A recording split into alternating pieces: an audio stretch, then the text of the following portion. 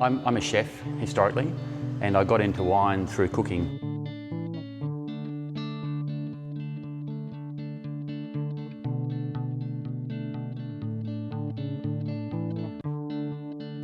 I guess when I first started, I actually studied wine marketing.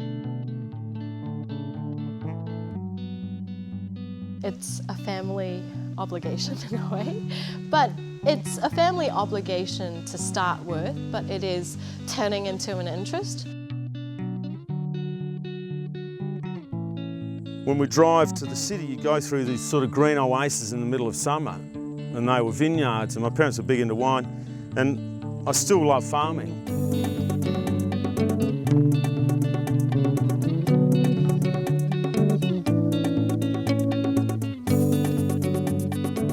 So Phil Sexton planted the Sexton Vineyard, which is originally called the Giant Steps Vineyard. It's now called the Sexton Vineyard. In 1997, he came across from the west after having planted Devil's Lair Vineyard over there, and I think the drive over here was really to plant Chardonnay and Pinot Noir. So it's about sort of 18, 19 years old now. So the vineyard itself was established in the early 80s.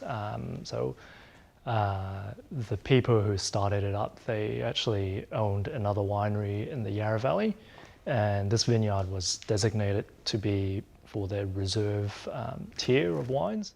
It got sold, I think in the mid-90s, and that's when the current owners came in.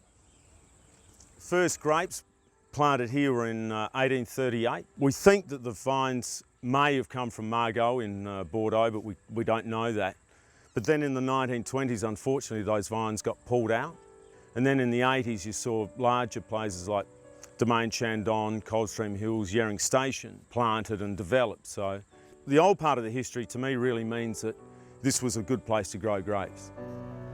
We've always hand-picked, so the process is quite simple for us. We spend a lot of time in the vineyard trying to get the grapes as happy as possible, or the vines as happy as possible. We do irrigate, so we give them a little bit of water occasionally.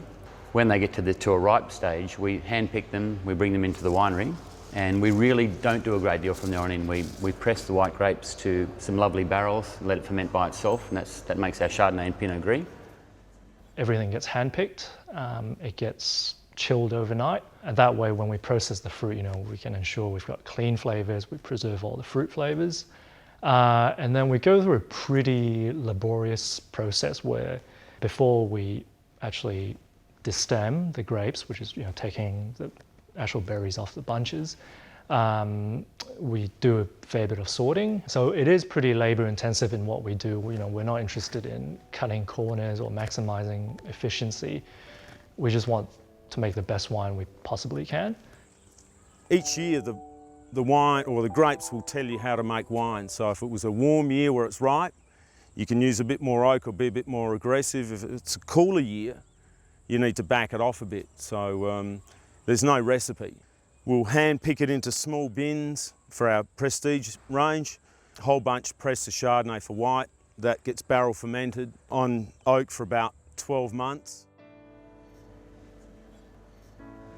The innocent bystander wines, where we make a slightly higher volume, are generally a little bit more probably easy to understand. They're priced a little cheaper, they're more accessible, so that market is anybody from people just entering wine for the first time to people who drink wine every night, to people who get wine geeky about it as well. So that's got a really broad spectrum, that one.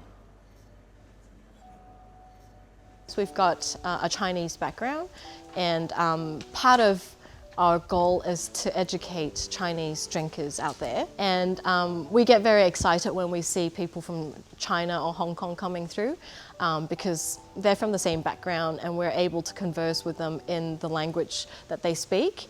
And so they are actually able to gain a better understanding about wines or about the growing of the grapes, which other vineyards may not be able to provide that sort of experience. We don't make any wine for a specific market, nor do we make it for a specific gender or age bracket. We make what we can here, and if people love it, fantastic. And if they don't like it, well, there's a heap of other wine in Australia for them to enjoy. So it's not like we've got a secret that we can't share. Winemaking's quite simple. It's all about really beautiful sites, and there's lots of beautiful sites around the Yarra Valley, and there's lots of beautiful wine made here. So Again, it's all about the site and what you're doing. You can't replicate that. My parents bought the property because they fell in love with the view, and Dad loves his wines. in my cellar and certainly in our fridge at home, there's always Chardonnay. I really like all sorts of wine, so I can't really say I've got a particular favourite. I guess Yarra Valley Cabernets is something I've always liked. Now that the weather's cooler, I love drinking sparkling wine because the oysters are really good at the moment and it just goes together really well. When I have a nice piece of steak, and I do like my steaks, I always go to the Cabernet because the flavour of the steak and the wine, it just basically make each other melt in my mouth, and I really enjoy that. The people we meet in this sort of field are, they're always fantastic people because they always love sharing a bottle of wine. So you meet some really beautiful people. You get to work in the outside, you don't need to put on a suit. I love it, and I'm lucky enough that I've been doing it for a long time and just fell into something that I love straight away. And it's a good lifestyle. I love it.